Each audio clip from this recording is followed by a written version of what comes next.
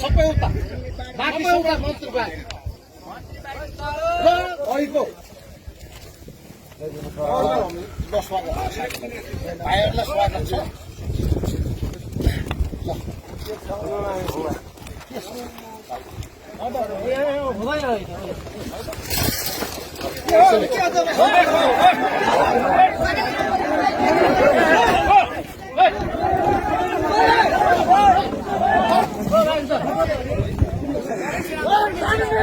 भाइहरू आउनुको खुसी नै सबै खोटायाङदेखि आज